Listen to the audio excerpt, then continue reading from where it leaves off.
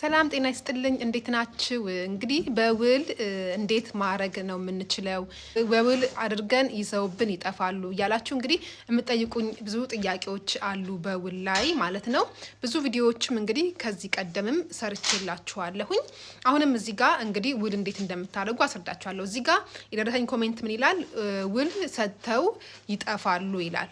ውል ትክክል ነው። እናንተ ኤጀንሲዎች ጋር ወይም ደላሎች ጋር ስትሄዱ የራሳቸው ውል አላቸው። ስለዚህ ያንን ውል ይሰጧችሁና ውል አለ ብለው በዛ ተፈራርማችሁ ፕሮሰስ ከጀመራችሁ በኋላ ከዛ ዘግተው ይጠፋሉ ማለት ነው።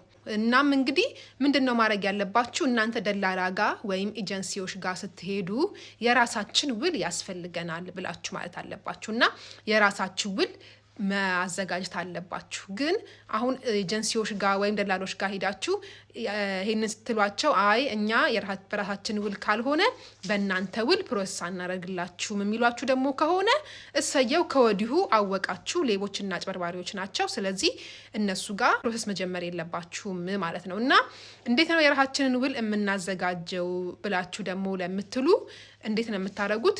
የእናንተ ልክ ብር አምጡ ብር ክፈሉ በሚሏችሁ ሰዓት ያንን ብር ዝም ብላችሁ ወስዳችሁ በእነሱ ውል ተፈራርማችሁ አይደለም ማስገባት ያለባችሁ። ያንን ብር አይ በእናንተ ውል ሳይሆን የራሴ ውል እፈልጋለሁኝ ብላችሁ ምንድነው የምታደርጉት? አንድ አካውንት ትከፍታላችሁ ባንክ ቤት።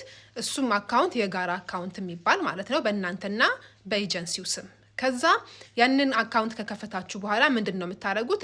የምትሉት ውል ፕሮሰሳችሁ የጀመራችሁት ተስተካክሎ እዛ የምትፈልጉበት ሀገር የምትሄዱ ከሆነ ይሄ 50-50 ያስገባችሁት ገንዘብ 50% በእናንተ 50% በእነሱ ያስገባችሁት ገንዘብ 100% ለዛ ኤጀንሲ እንደሚሆን ማለት ነው።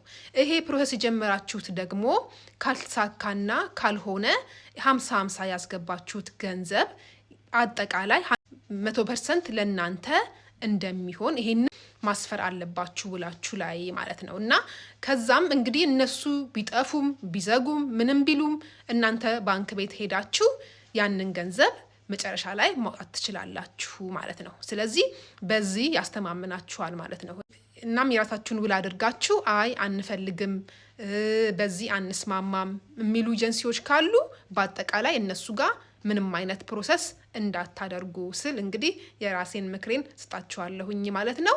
በተረፈ እንግዲህ ያ ሁላችሁም ራሳችሁን ከደላሎች፣ ከኤጀንሲዎች፣ ከአጭበርባሪዎች ራሳችሁን ጠብቁ እላለሁኝ።